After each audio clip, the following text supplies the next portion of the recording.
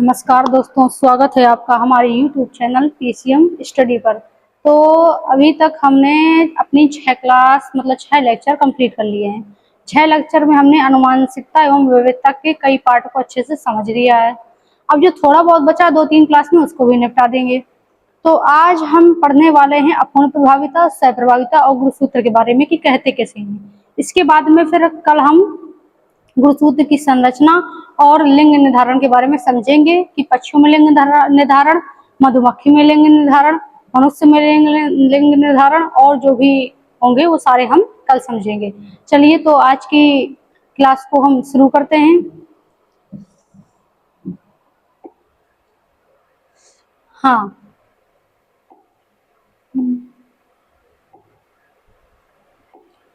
तो आज का मोटिवेशन क्या है? आज का मोटिवेशन है, कौन कहता है कि कामयाबी किस्मत तय करती है? कौन कहता है कि कामयाबी किस्मत तय करती है? इरादों में दम हो तो मंजिलें भी झुका करती हैं। जी हाँ, इरादों में दम हो तो मंजिलें भी झुका करती हैं। तो किस्मत हमारी क्या है? कामयाबी तय नहीं करती है। अगर हमारे इरादे बुलंद हैं या इरादों में हमारे दम है तो मंजिलें भी हमारे नीचे घुटने टेक देंगी। ठीक है, तो मंजिलों को क्या करना है? हमको पाना है, अपने इरादों में दम रखना है। अगर हम डिसिप्लिन बना के रखेंगे, डिसिप्लिन मतलब होता है जब हमारा मन ना भी हो पढ़ने का तब भी हम पढ़ने बैठे, तो डिसिप्लिन बनाना जरूरी है। क्योंकि क्या होता है कि अक्सर हम छोटी छोटी क्लासें इसीलिए, छोटे छोटे लेक्चर इसीलिए करते हैं ताकि आपको कि शुरुआत में क्या होता है, बच्चों को ज़्यादा मोबाइल से पढ़ने की आदत नहीं होती है। ज़्यादातर बच्चे ऑफलाइन पढ़ रहे हैं, शुरुआत में मोबाइल से पढ़ना चालू किया, उनके लिए आधा घंटा या 15 मिनट भी पढ़ना मुश्किल पड़ जाता है क्योंकि उनको लगता है बहुत लंबा लेक्चर हो गया। तब कि हमने 12-12 घंटे क्लासें पढ़ते हैं। हम जॉब की तैयारी करते हैं, उसमें हम 12-12 घंटे, 25-25 घंटे हमने लगातार क्लास ली है। तो हम लोग क्लास ले लेते हैं क्योंकि हमारी हैबिट बन चुकी है। अभी शुरुआत में आप लोगों की हैबिट नहीं है, इसीलिए जो ये लेक्चर हैं इनको हम पार्ट्स में डिवाइड कर करके, छोटे छोटे लेक्चर में डिवाइड कर करके आपको पढ़ा रहे हैं ताकि आपको क्या हो कि हम आप दिन भर में अगर 10-10 मिनट करके भी पढ़ें तो आराम से 4-5 बार में आराम से लेक्चर को खत्म कर दें। इसके बाद जो ना भी समझ में आए उसको दोबारा से रिवाइज करके पढ़ें। ठीक है, तो हमको डिसिप्लिन बना के रखना है और जो भी आपको ना समझ में आए, आपसे हाथ जोड़कर विनती है, अगर आपको नहीं समझ में आ रहा है तो आप कमेंट में मुझे जरूर बताएं कि कौन सा सब्जेक्ट या कौन सा पार्ट आपको नहीं समझ में आया, उसको मैं समझाने की पूरी कोशिश करूंगी। डाउट क्लास, इसके जो पूरे लेक्चर हो जाएंगे, इस लेक्चर के बाद में एक डाउट क्लास रखेंगे।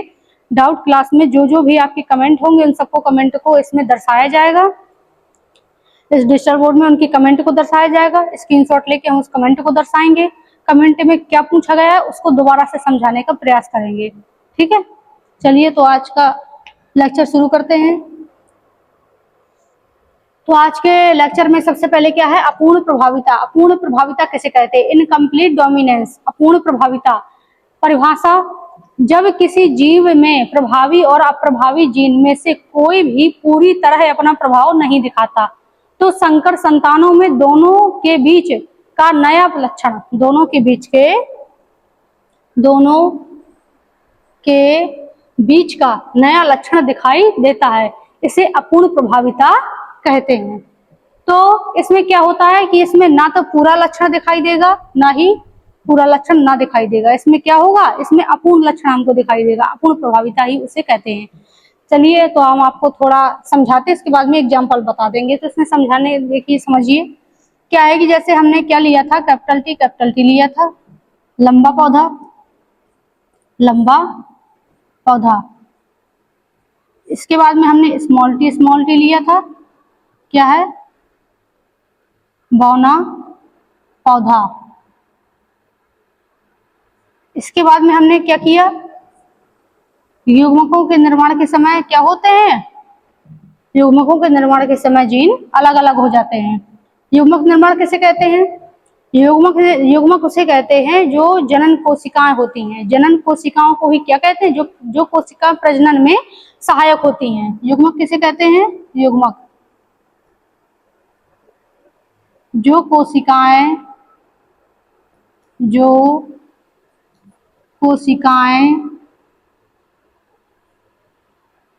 प्रजनन में सहायक होती हैं, सहायक होती हैं, उनको क्या कहते हैं? युग्मक कहते हैं। जैसे कौन? जैसे क्या है? शुक्राणु और अंडाणु। नर में शुक्राणु और मादा में अंडाणु, ये क्या है? प्रजनन कोशिकाएं हैं। तो ये क्या करती हैं? प्रजनन में सहायक होती हैं।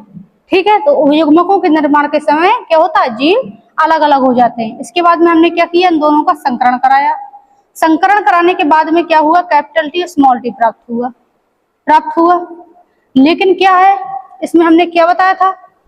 इसमें हमने ये बताया था,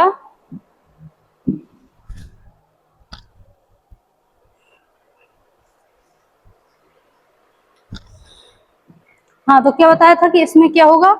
ये जो कैपिटल टी है ये क्या होगा?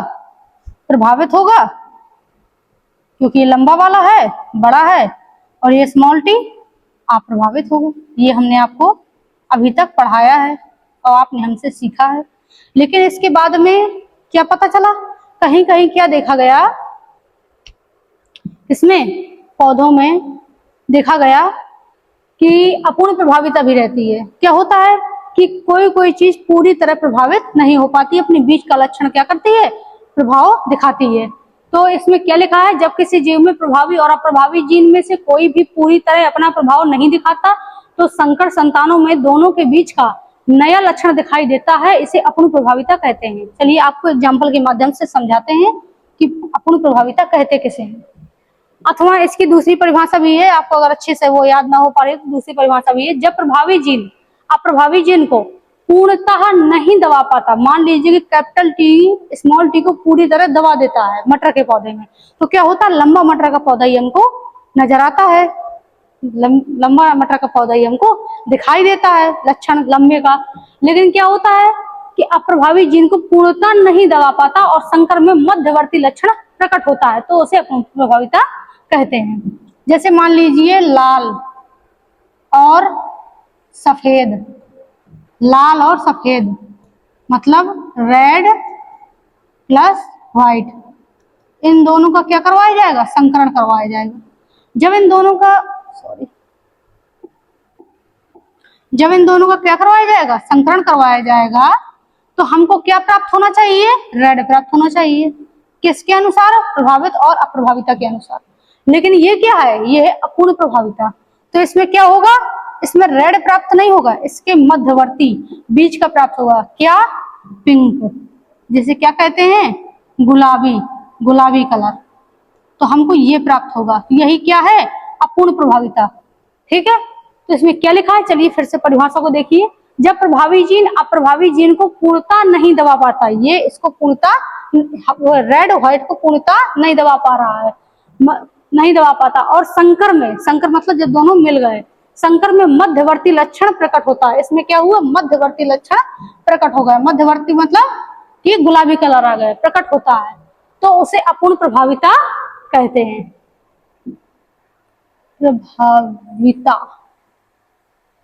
प्रभाविता कहते हैं। चलिए एग्जाम्पल में समझते हैं।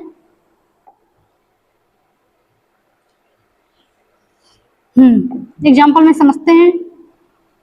क्या लिया हमने? कैपिटल आर, जिसको क्या कहा गया? इसको रेड को कैपिटल आर हमने कहा। स्मॉल आर को, वो व्हाइट को किससे प्रदर्शित किया? Small are. एक मिनट, ऐसे ना करके,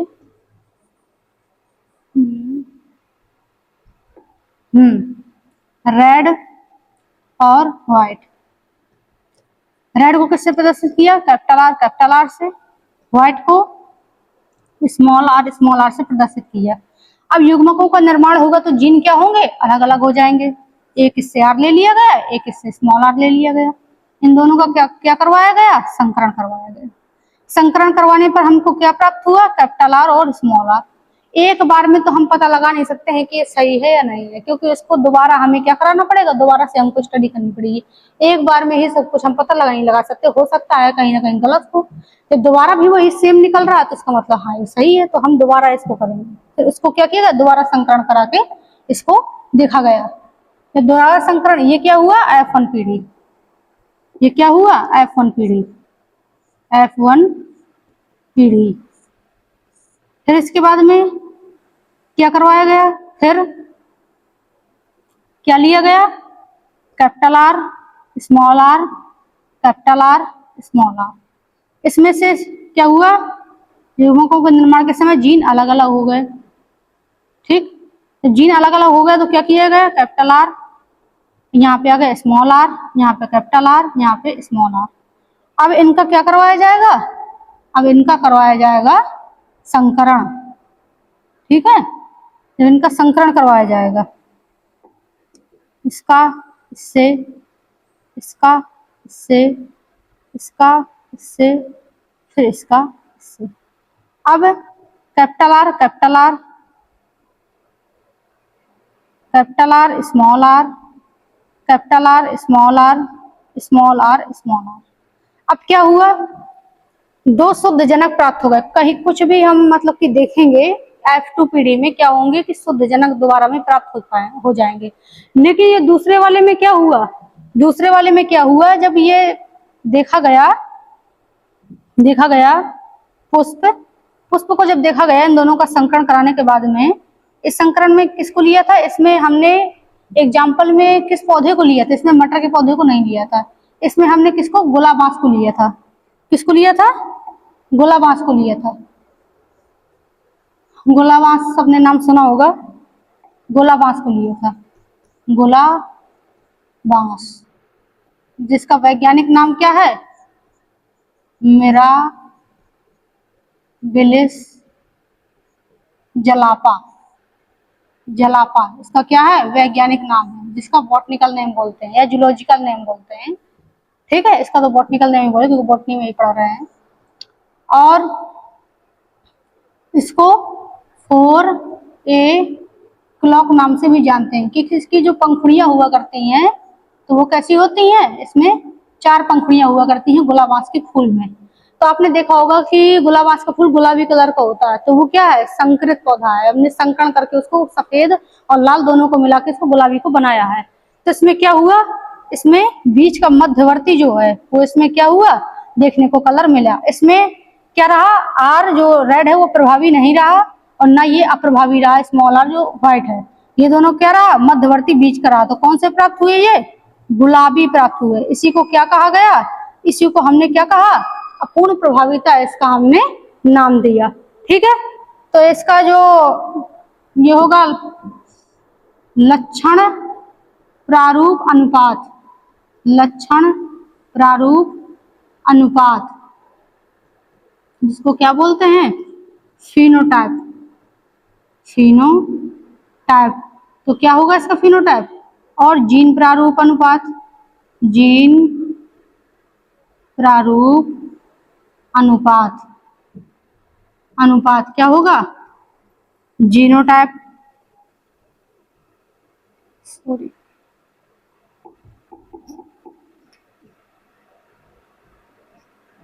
जीनोटाइप। लक्षण प्रारूप अनुपात जो हो गया, ये क्या है, शुद्ध लाल, शुद्ध सफेद और ये गुलाबी। तो लाल कितने, 1 और गुलाबी कितने, 2। ये कितना है, 1। तो 1:2:1 क्या हुआ, इसका लक्षण प्रारूप हुआ, क्योंकि हमको ये दिखाई दे रहा है कि ये लाल है, ये सफेद है और बीच के 2 गुलाबी हैं। तो लक्षण प्रारूप अनुपात 1:2:1 हमको प्राप्त हुआ।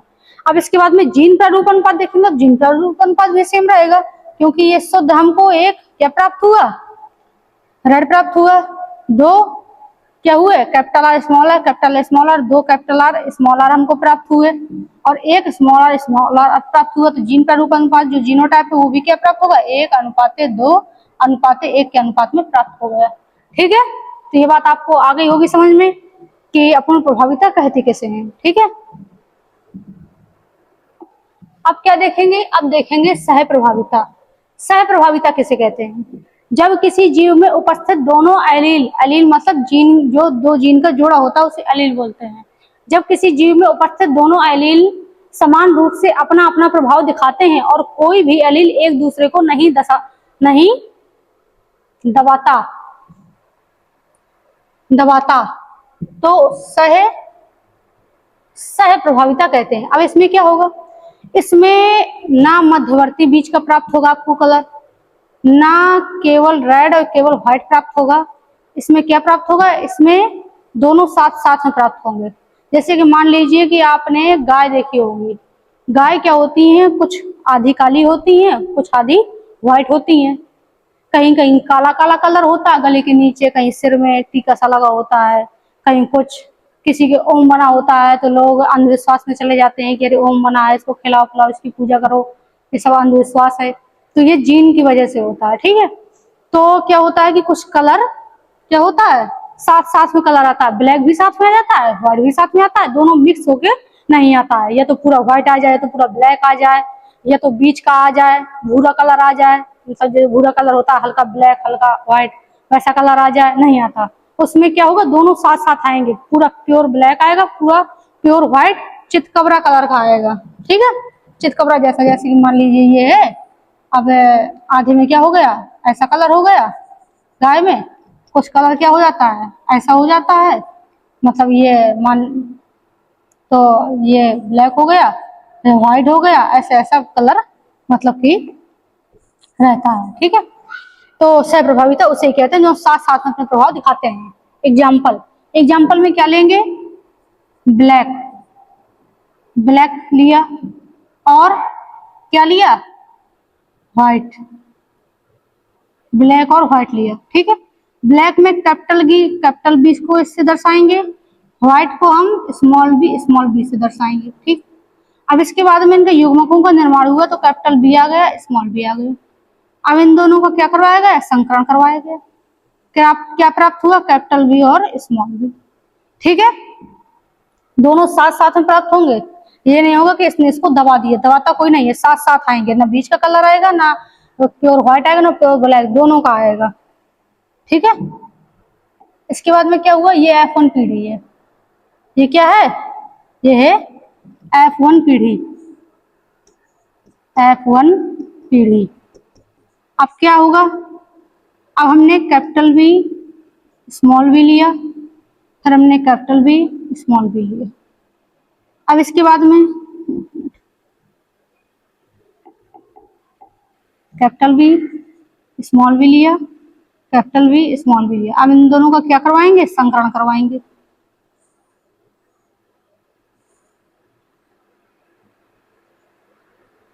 करवा दिया संकरण।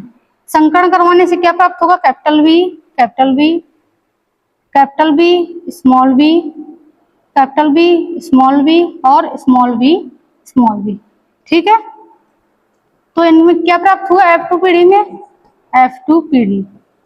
तो हमको शुद्ध से मतलब नहीं रखना है, हमको सिर्फ संकरित से मतलब रखना है, क्योंकि हम संकरित करवा के देख रहे हैं, हमको शुद्ध से मतलब नहीं रखना है कि ये शुद्ध व्हाइट आया, शुद्ध ब्लैक है, इससे हमको मतलब नहीं, हमको मतलब सिर्फ इनसे रखना है, इनसे, क्योंकि ये हमारे लिए महत्वपूर्ण है, इसलिए हमें इनसे मतलब रखना है। तो क्या हुआ, जब इसको देखा गया संकरित करवा के, जब किसी जानवर को, गाय मान लीजिए गाय को ही जब देखा गया, तो उसमें क्या हुआ कि काला भी उसमें कलर आया साथ में, उसके साथ व्हाइट भी कलर आया। तो हमको क्या पता चला, हमको ये पता चला कि साथ साथ में दोनों कलर आ रहे हैं, जो चितकबरी होती है, चितकबरी गाय देखी होंगी आपने, और कई जैसे कि और भी कई जानवर आपने देखे होंगे जो चितकबरे कलर के होते हैं, कि ये कुत्ता हो गया जैसे कि उसमें ब्राउन कलर भी आ जाता है, व्हाइट कलर भी आ जाता है, किसी किसी में क्या होता है दूसरा कलर आ जाता है। तो क्या होता है, सिर्फ सह प्रभाविता की वजह से दोनों साथ साथ में अपने प्रभाव दिखाते हैं, न किसी को दबाता है, न अपनी प्रभाविता दिखाता है, न किसी को पूरा उजागर रखता है। इसमें क्या होगा, साथ साथ दोनों आएंगे। तो इसका जो लक्षण प्रारूप अनुपात होगा वो क्या होगा, लक्षण प्रारूप अनुपात, अनुपात मतलब फिनोटाइप, और जीन प्रारूप अनुपात, जीन प्रारूप अनुपात मतलब कि जीनोटाइप।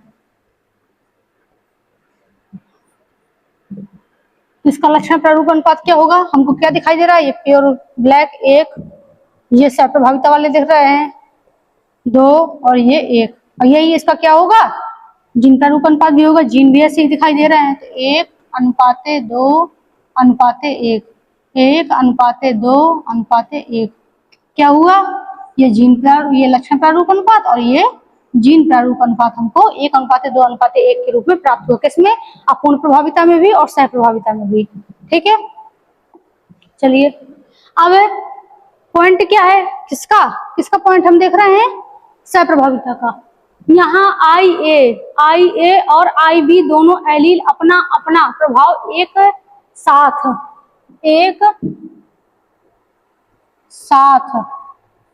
दिखाते हैं, इसीलिए ए बी रक्त समूह बनता है। यह सह प्रभाविता का प्रमुख उदाहरण है। ए बी रक्त समूह, ए बी रक्त समूह, ये किसका उदाहरण है? सह प्रभाविता का सबसे मुख्य उदाहरण है। कैसे कैसे मुख्य उदाहरण है? जैसे कि मान लीजिए क्या होता है, जो ए और बी, ए होता है रक्त समूह और बी होता है ब्लड ग्रुप। ठीक है, तो ये दोनों क्या होंगे? एक, क्योंकि एलील वो जीन तो ये अकेले कार्य नहीं करता, इसीलिए आई ए और आई बी होगा। लेकिन ये क्या होते हैं? जब भी मनुष्य में किसी किसी मनुष्य में क्या होता है कि ए बी रक्त समूह पाया जाता है, तो वो क्या होगा? जब वो उससे जो नई संतान प्राप्त होगी उसमें भी ए बी रक्त समूह हो सकता है पाया जाए। कई जगह मतलब कि ज्यादातर ऐसा होता है कि माता पिता का ही जो ब्लड ग्रुप है वही बच्चे में जाता है, क्योंकि वंशागति के कारण। ठीक है, तो ये क्या हुआ? ए बी रक्त समूह तो क्या हुआ? साथ साथ दोनों जाएंगे। ये तो होगा नहीं किसी में ए चला जाए किसी में बी चला जाए, ऐसा नहीं होगा कि उसमें ए पॉजिटिव है इसमें बी पॉजिटिव आ जाए। और मान लीजिए पिता क्या है? ए बी रक्त समूह का है और एक बच्चा हो ए ब्लड ग्रुप का हो जाए, एक बच्चा हो जाए बी ब्लड ग्रुप का, ऐसा नहीं होगा। क्या होगा? ये दोनों साथ साथ ही जाएंगे। दोनों क्या होंगे? साथ साथ ही जाएंगे। ये नहीं होगा कि ए बी रक्त समूह का अगर पिता है तो किसी जो उसका दो बच्चे हो तो एक में ए रक्त समूह चला जाए एक में बी रक्त समूह, ऐसा नहीं होगा। उसमें दोनों साथ साथ जाएंगे। कौन? ए और बी। ठीक है, ए बी रक्त समूह है, ये क्या होंगे? हमेशा हमेशा साथ साथ जाएंगे। किसमें? संतान में। अगर पिता का ए बी वो ब्लड ग्रुप है तो बच्चे का भी ए बी ब्लड ग्रुप ही होगा। अगर मम्मी का अगर ए है तो मम्मी का जा सकता है बच्चे में, लेकिन अगर पिता का ब्लड ग्रुप जा रहा है तो ए बी ही जाएगा। ऐसा नहीं है कि ए चला जाए या बी चला जाए, ऐसा नहीं होगा। जाएगा तो दोनों साथ में जाएगा। इसको कहते हैं सह प्रभाविता, क्योंकि दोनों साथ साथ जा रहे हैं, साथ साथ प्रभावित आ रहे हैं। ठीक है, चलिए अब पढ़ेंगे वंशागति का गुणसूत्र सिद्धांत। अब गुणसूत्र सिद्धांत, क्रोमोसोमल थ्योरी ऑफ इनहेरिटेंस, मतलब वंशागति का गुणसूत्र सिद्धांत। तो सटन एवं बोवेरी,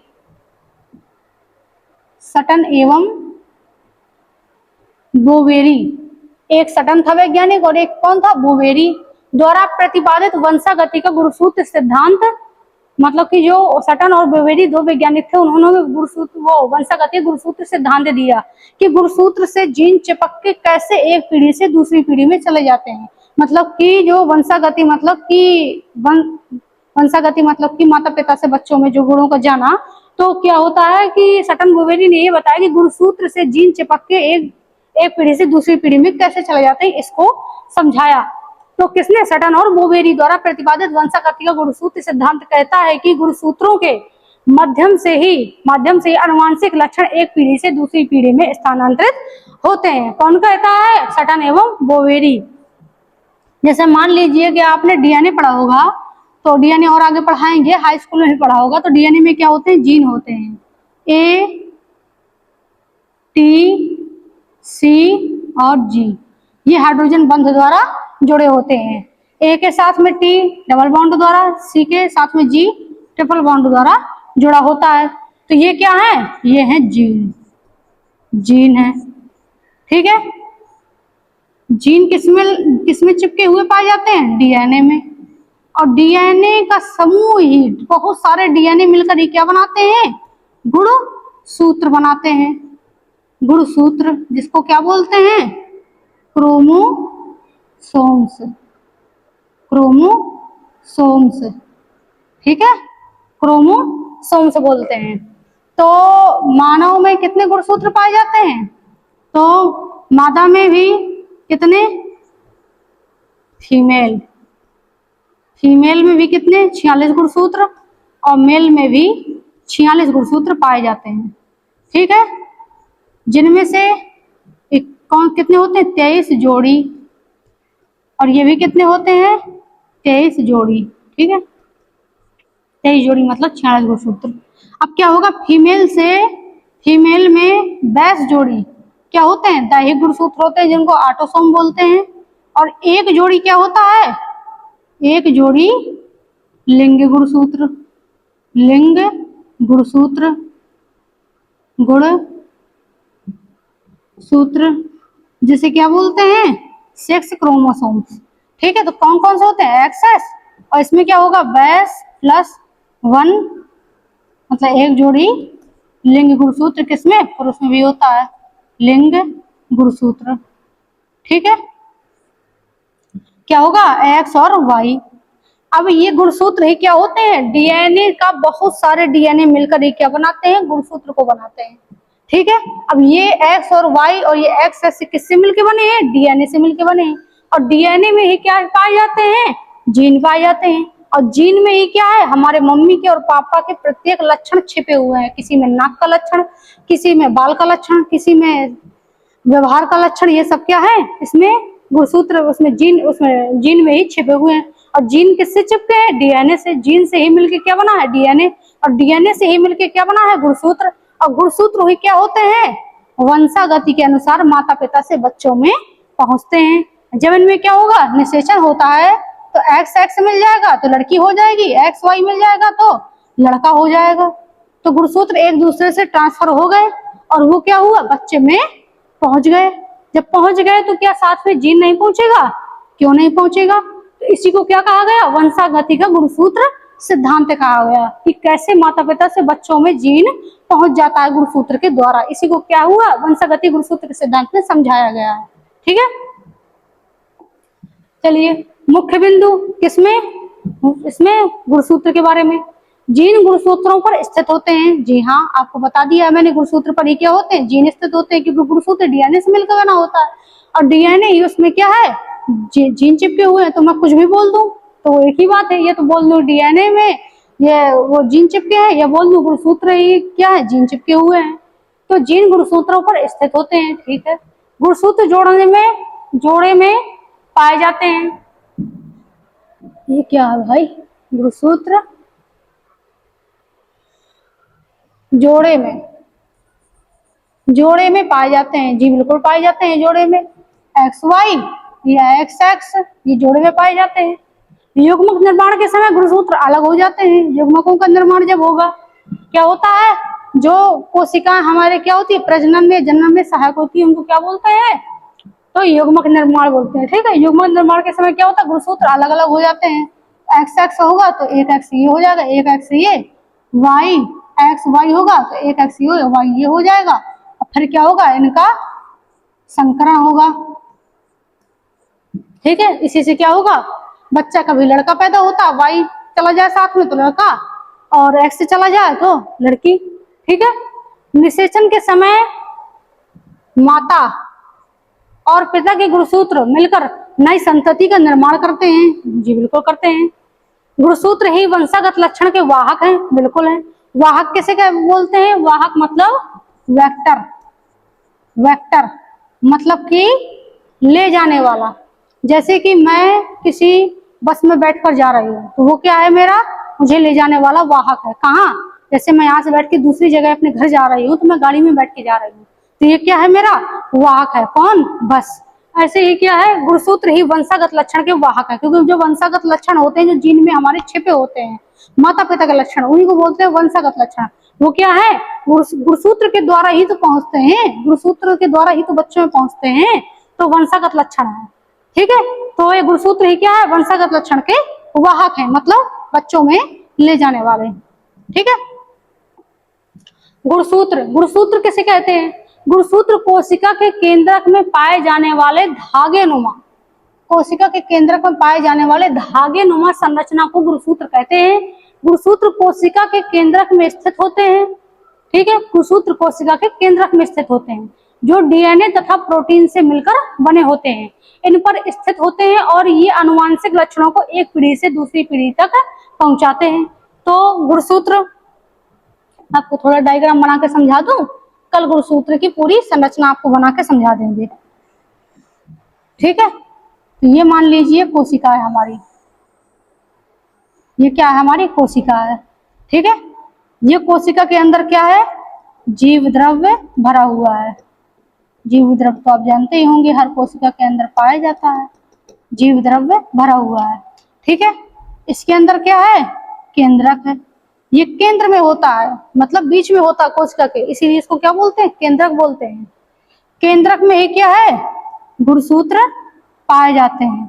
ठीक है, धागे नुमा संरचना पाई जाती है किसमें, केंद्रक में। कोशिका के अंदर केंद्रक में धागे नुमा संरचना पाई जाती है, इन्हीं को क्या कहते हैं, गुणसूत्र कहते हैं। और गुणसूत्र ही डीएनए से मिलकर बने होते हैं। और जो इसमें प्रोटीन पाई जाती है, प्रोटीन, प्रोटीन कौन सी प्रोटीन पाई जाती है, protein histone protein, histone protein. Histone protein किसमें पाई जाती है, गुणसूत्रों में हिस्टोन प्रोटीन पाई जाती है। हिस्टोन प्रोटीन का कार्य क्या होता है, ये गुणसूत्र की पैकेजिंग में सहायता करती है, क्योंकि गुणसूत्र थोड़ा लंबे होते हैं। ठीक है, गुणसूत्र लंबे होते हैं, गुणसूत्र बहुत लंबे होते हैं, मैं आगे और बताऊंगी। तो क्या करता है, इनकी पैकेजिंग करता है अच्छे से, क्योंकि क्या होगा, यहाँ पाए जाएंगे, यहाँ घूम रहा है, यहाँ घूम रहा है, यहाँ घूम रहा है, यहाँ घूम रहा है, तो ऐसे न घूमे, यहाँ घूम रहा है, कहीं यहाँ घूम रहा है। ठीक है, तो इसकी क्या करता है, पैकेजिंग में सहायता करता है। ठीक है, तो जिसकी पैकेजिंग होगी, अच्छे से पैकिंग करता है केंद्रक के अंदर, किसकी, गुणसूत्र की, कौन, हिस्टोन प्रोटीन। ठीक है, तो ये डीएनए का ही पूरा क्या होता है, डीएनए से ही मिलकर बने होते हैं। जैसे कि मान लीजिए एक स्वेटर है, स्वेटर का क्या करते हैं हम, स्वेटर की ऊन को एक तरफ से क्या करते हैं, ऊन को निकाल लेते हैं, ऊन को निकाल के उस धागे को खींचते हैं, खींचते हैं, खींचते हैं, खींचते हैं, ऊन क्या होता है, पूरा खुलता चला जाता है। तो जो ऊन खुलता चला जाता है वो है डीएनए, और बहुत सारा जो ऊन बना है, एक स्वेटर बना है, वो एक गुणसूत्र। तो ऐसे ही क्या है, अगर हम इसको खींचे पूरा अच्छे से, खींचते चले जाए, खींचते चले जाए, तो ये खुलता हुआ चला जाएगा, और ये बहुत बड़ा होता है, क्योंकि बहुत सारे डीएनए से मिलकर बना होता है। ठीक है, इसको क्या बोलते हैं, गुणसूत्र। इसमें ही डीएनए से मिलकर बना है, और डीएनए के अंदर ही क्या पाए जाते हैं, डीएनए के अंदर ही जीन पाए जाते हैं।